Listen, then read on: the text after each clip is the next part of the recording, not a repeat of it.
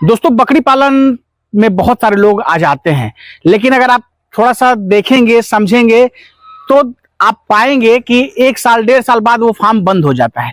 तो आखिर इसके पीछे की वजह आप ढूंढना चाहेंगे तो कंक्रीट सॉल्यूशन जो है वो आपको नहीं मिल पाएगा। हमारा उद्देश्य यही है कि जो आपके अंदर संशय है उसको दूर करने के लिए आज हम पहुंच गए हैं बिहार की राजधानी पटना से 8 किलोमीटर दूर महुली हॉल्ट है और वहीं पे ये फार्म है। आज बकरी पालन से संबंधित तमाम जानकारी हम लेंगे। सबसे पहले हम जानेंगे कि बकरी पालन में लोग फेल होते हैं तो उसका क्या कारण है। आपको कंक्रीट सॉल्यूशन अभी वीडियो के माध्यम से मिलेगा और इसमें बकरी पालन में आप कैसे कमा सकते हैं, कैसे कमाई कर सकते हैं, तो तमाम जानकारी आज आपको बकरी पालन से संबंधित रहने वाली है। और खास करके जो मेरे पीछे आप देख रहे हैं ये देसी बकरी यानी ब्लैक बंगाल, तो आप इससे फार्मिंग करके अच्छा खासा कमाई कर सकते हैं।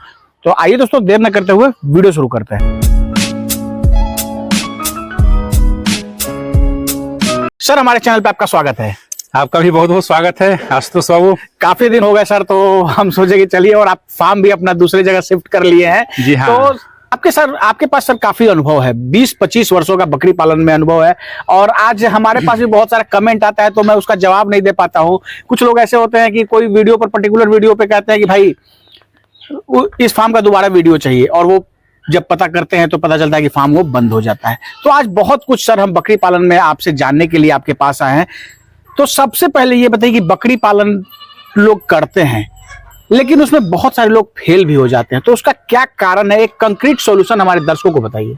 इसमें आशुतोष जी देखिए, मेरे समझ में 1-2 बातें निकलकर सामने आई है, वो मैं आपको बताता हूँ जी। जो किसान बकरी पालन के क्षेत्र में आना चाहते हैं वह बहुत सारा वेबसाइट पर वीडियो देख करके उसको देखकर वो प्रभावित होते हैं जी। और वह उनके दिमाग में, उनके मन में एक चीज बैठ जाती है कि मुझे इस तरह का करना है। यह सबसे बड़ा कारण है। किसान उन चीजों से अनभिज्ञ होते हैं। जो नए नए किसान होते हैं, नए नए फार्म जब खोलते हैं तो बकरी के बारे में उनको पूर्ण रूप से पूरी जानकारी नहीं होती है। नहीं होने के कारण वह अपने जलवायु में, अपने क्षेत्र में, अपने वातावरण में जो पलने वाली है उसे छोड़कर किसी और ब्रीड के ऊपर वो फोकस करते हैं।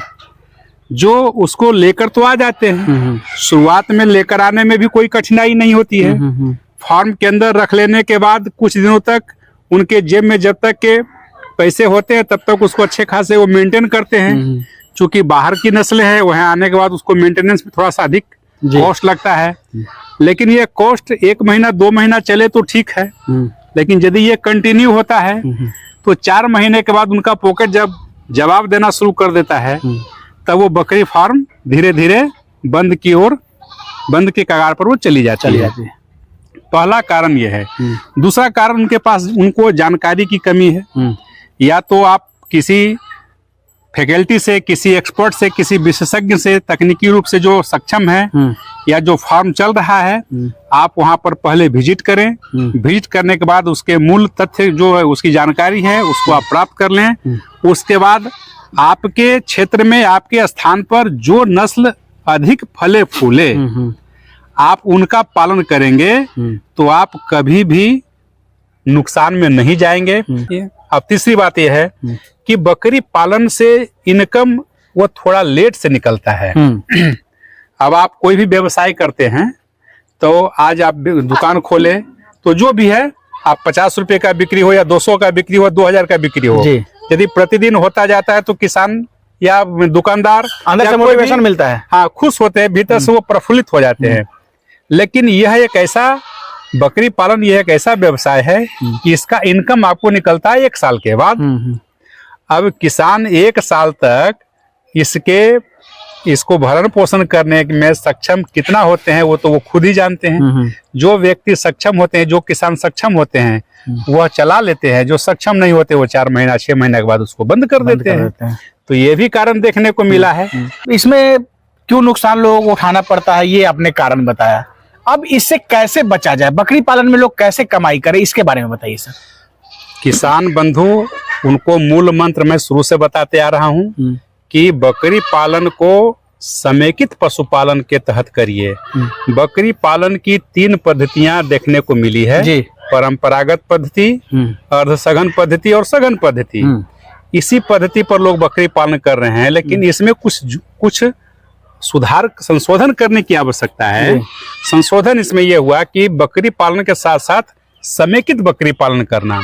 अब इसको समेकित करना हो तो बकरी पालन के साथ साथ कुछ खस्सी बच्चे डाल दिए, कुछ मुर्गी के चूजे को डाल करके इसको समेकित कर दिए, ताकि बीच बीच उनको इनकम का सोर्स बनना शुरू हो जाए।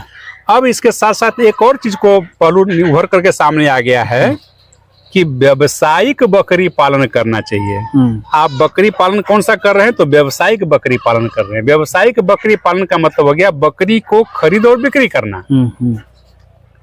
जैसे ही खरीद बिक्री आप शुरू करेंगे और आपका इनकम आना शुरू हो जाएगा, तो बकरी पालन की अच्छी खासी बुलंदी ऊंचाई पर चढ़ जाएगी।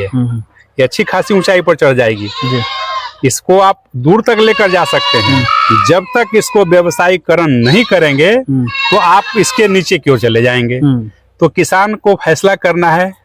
अब बहुत सारे किसान हमसे मिलते हैं, वो कहते हैं कि सर हम बकरी लेकर आए, इसको नहीं बेचेंगे। अरे भाई साहब, नहीं बेचेंगे तो क्या करेंगे? आप बिक्री करेंगे। ये कोई सबसे अच्छी बकरी है, ये अंत नहीं है।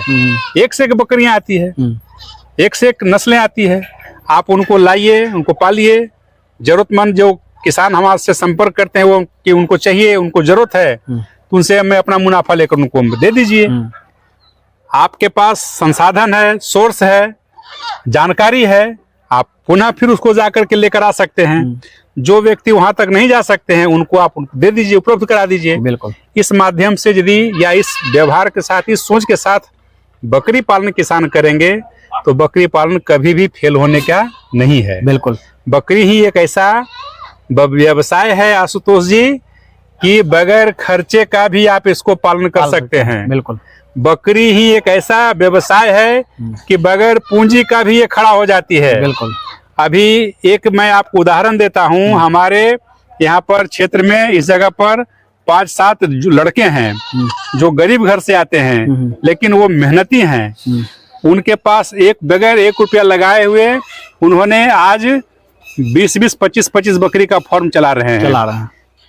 वो उन्होंने क्या तरीका अपनाया?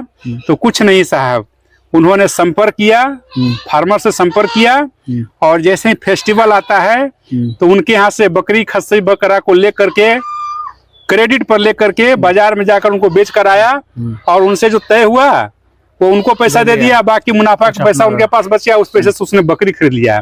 आज उसके पास 25 बकरी आ गया। बिल्कुल। बताइए वैसे किसान राइज करेंगे कि बगैर पूंजी के जो आ गया बढ़ गया आगे इसमें, तो और उनके पास खिलाने का भी नहीं है, और वो बकरियों को चरा कर वो पालन कर रहे हैं। बिल्कुल। और वो हर साल मिनिमम 2.5 से 3 लाख का वो बकरी बेचता है। वो एक व्यक्ति, एक लड़का 3 लाख का बकरी साल में बेच लेता है। तो इससे बढ़िया और क्या रोजगार हो सकता है? बिल्कुल।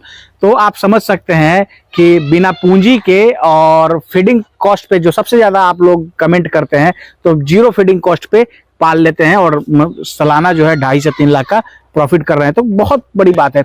आपको सबसे पहले सीखने की जरूरत होती है। बहुत कुछ आप जब ऐसे लोगों से मिलते हैं तो यहाँ से बहुत कुछ आपको सीखने को मिलता है। कई बार सर हम भी किसान से मिले हैं, तो कई किसान ऐसे होते हैं कहते हैं कि नहीं, जब तक हमारे पास 50 नहीं हुआ तब तक हम बेचेंगे ही नहीं। और पता चला कभी कोई बीमारी वगैरह आ गई तो उसके कारण फिर बकरियां जो है उनकी मोर्टेलिटी का शिकार होती है और फिर नुकसान का सामना करना पड़ता है। जी, किसान इन ऐसे सोच से किसान थोड़ा परहेज करें। इस तरह का अपने मन में इस तरह की बातें को न सोचें कि 50 होगा तो सेल करेंगे। नहीं, आपका इससे आपको डबल नुकसान होता है। नुकसान डबल ये होता है कि जो व्यक्ति आपसे संपर्क किए और उनको आपने मना कर दिया, तो वो 10 आदमी को मना करें कि भाई वो तो बेचता नहीं है। इस प्रकार से आपका मार्केटिंग भी गड़बड़ा जाएगा। मार्केटिंग आपका गड़बड़ा जाएगा। कभी भी ऐसी बातों से वह किसान परहेज करे, बचकर रहे, और किसान आए तो उनको स्वागत करें। आपके यहाँ जब ग्राहक बनकर कोई व्यक्ति आते हैं तब वह आपके लक्ष्मी होते हैं। बिल्कुल। और उनका आप स्वागत करेंगे, उनका सम्मान करेंगे, और उनसे जो आपसे जो बन पड़े आप उनके स्वागत में उनको आप उपलब्ध कराएंगे, तो आपका उससे कोई नुकसान नहीं होगा, आपको मुनाफा ही होगा। आपकी आवश्यकताएं बढ़ेगी, आपका डिमांड बढ़ेगा, आपको आपकी लोकप्रियता को बढ़ जाएगी। बिल्कुल। इसलिए किसान इन चीजों को ध्यान में रख करके करें। तो दोस्तों यहाँ से 3 चीज आपको पता चला होगा। सबसे पहले फार्म बंद होता है तो आखिर क्यों बंद होता है, और जो फार्म बंद हो रहे हैं तो वहाँ कैसे आप उसको बचा सकते हैं, और बकरी पालन से कैसे कमाई कर सकते हैं, ये दूसरा पॉइंट। और साथ ही सर ने एक्स्ट्रा बता दिया कि मार्केटिंग कैसे करना है, मार्केटिंग के बारे में भी इन्होंने बताया। अब अभी सर आपने बातचीत के क्रम में ब्रीड के बारे में बताया कि जो है हमारे यहाँ की जो ब्रीड है उसी पे आप फार्मिंग करें। अगर कोई जैसे बिहार के हैं तो ब्लैक बंगाल के ऊपर करे, कोई अगर उत्तर प्रदेश के हैं तो वहाँ की जो लोकल बकरी है, जो देसी बकरी है, उसके साथ से करें। तो हम बात करते हैं बिहार के बारे में, बिहार के परिप्रेक्ष्य में बात कर रहे हैं, और यहाँ की जो देसी ब्रीड है वो ब्लैक बंगाल है। तो ब्लैक बंगाल में सर अगर लोग फार्मिंग जो करते हैं तो कई लोगों का ये भी शिकायत रहता है कि सबसे पहला जो है इनके अंदर ग्रोथ नहीं होता है, और दूसरा जो है दूध की कमी। ये अमूमन हर किसान से जानने को मिलता है। तो इसके बारे में आप क्या बताएंगे? देखिए, किसान का सोचना बिल्कुल सत्य है, वो जो देखेंगे उसी के वो प्रतिक्रिया देते हैं। तो यहाँ पर इन्हीं बातों को ध्यान में रखकर काम करना है कि जिसकी दूध अधिक हो। ऐसा नहीं कि ब्लैक बंगाल में दूध कम होती है, उसका ग्रोथ कम होता है तो सबों में एक ही जैसा, ऐसा नहीं है। उसमें दूध की कमी और ग्रोथ की कमी देखने को मिलता है कब?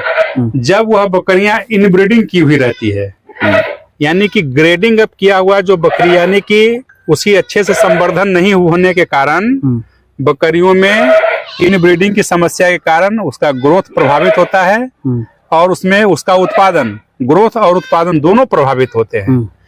इनको छांट करके ब्लैक बंगाल जहां 25-50-100 बकरी, वहां से 2-4-5 बकरी ब्रीडिंग के लायक भी निकलती है।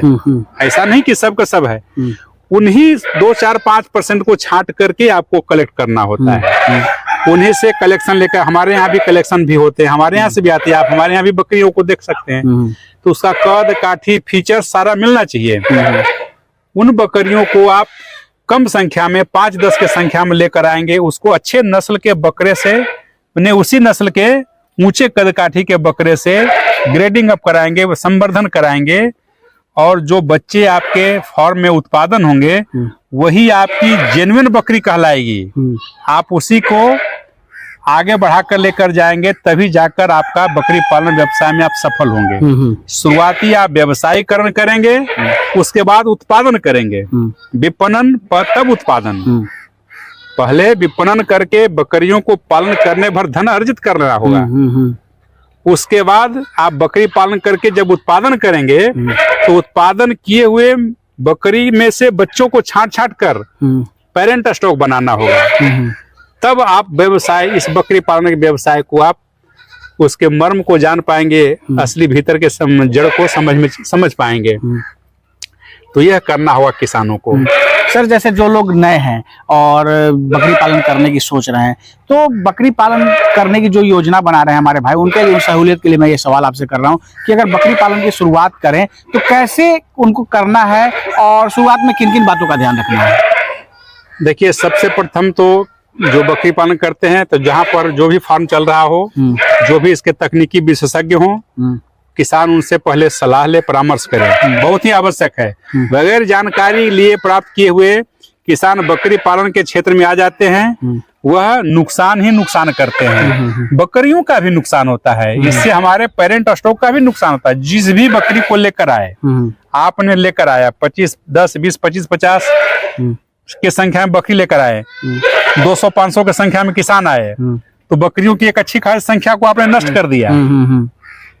ठीक है, तो मैं उनको ही बचाना चाह रहा हूँ कि बकरियां भी बचे, और जो किसान नुकसान दे रहे हैं वह भी बचे। बिल्कुल। तो इसके लिए प्रत्येक किसान बंधु से यह मेरा कहना होगा कि भाई बंधु, आप कोई भी फार्म जाकर के विजिट करें, वहां से तकनीकी उसकी जानकारी को प्राप्त करें, उसके बाद बकरी के फार्म को आप स्थापना करें, तब जाकर आप इसमें नुकसान होने से बच पाएंगे।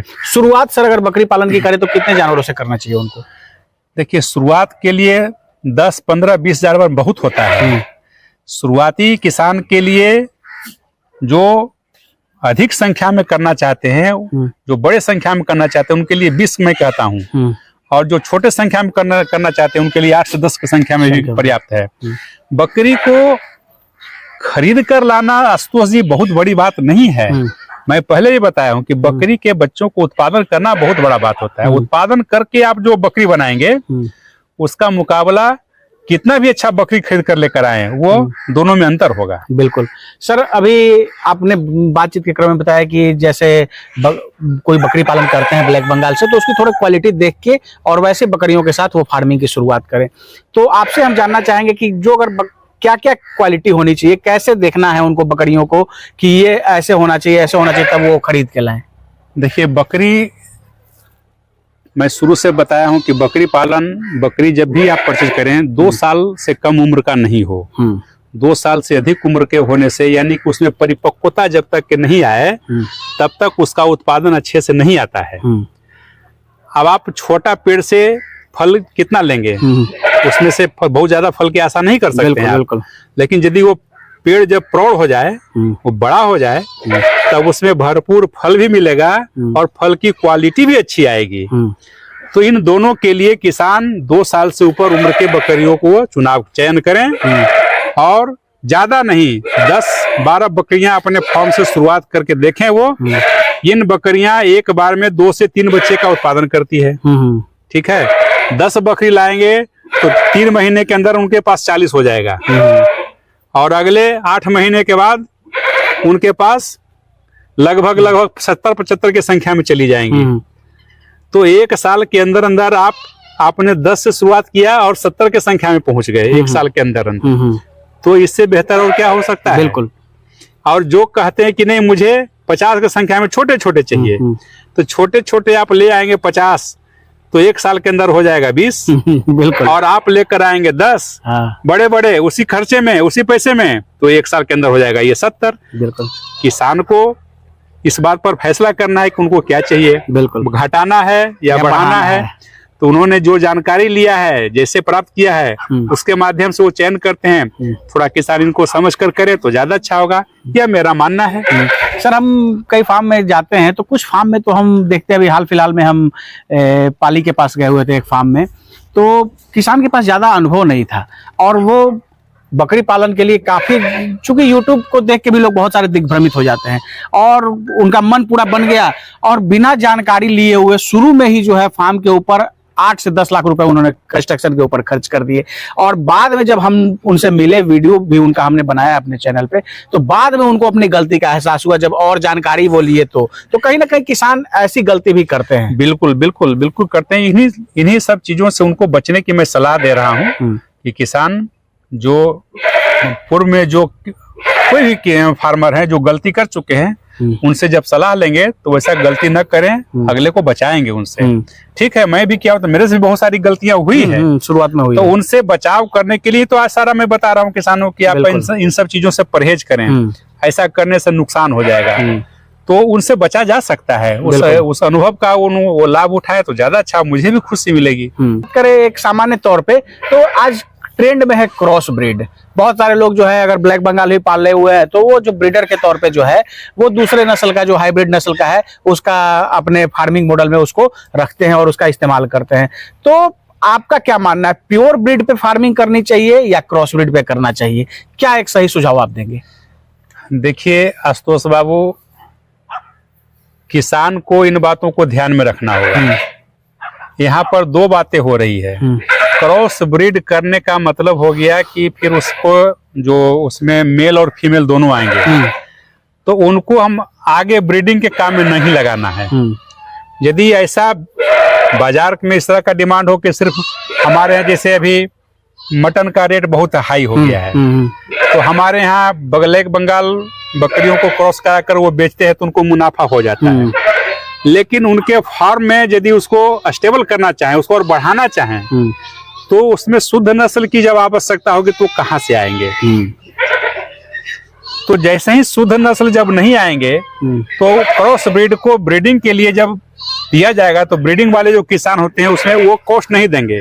कटिंग वाले का तो एक अपना कॉस्ट है, वो अपने हिसाब से वो लेते हैं, लेकिन उनको अधिक मुनाफा ब्रीडिंग वाले गोट में होगा। यदि वो शुद्ध नस्ल का बकरी बकरा को रख करके बच्चा निकालेंगे, ब्लैक बंगाल को ब्लैक बंगाल से निकाल करके बच्चा निकालेंगे, तो उसकी डिमांड कटिंग वाले में तो है ही है, पर पालन करने वाले में भी ज्यादा डिमांड है। उसमें मेल और फीमेल दोनों का डिमांड बढ़ गया है। उनको अधिक मुनाफा मिल जाएगा इसमें।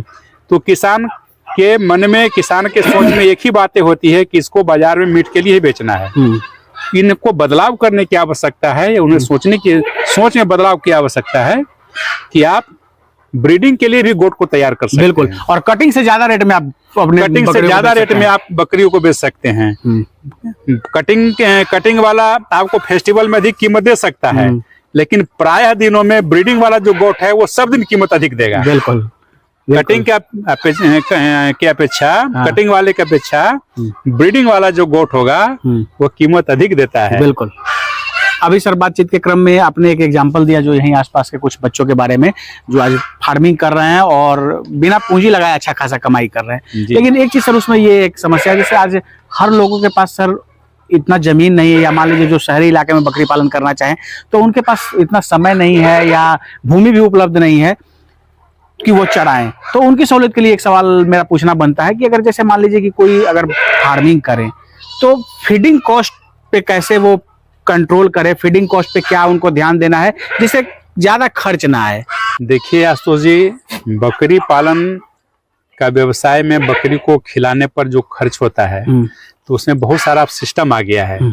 जैसे शहरों में अब क्या कर रहे हैं लोग, हाइड्रोफोनिक ग्रास को बिल्कुल तैयार कर रहे हैं। ठीक है जी जी। तो इससे इस तरह के हाइड्रोफोनिक चारा को ग्रास को तैयार करके चारा तैयार कर लेने के बाद बकरियों को खिलाने से उसमें ग्रोथ अच्छा देखा गया है और उसमें कॉस्ट भी काफी कम देखने को मिला है।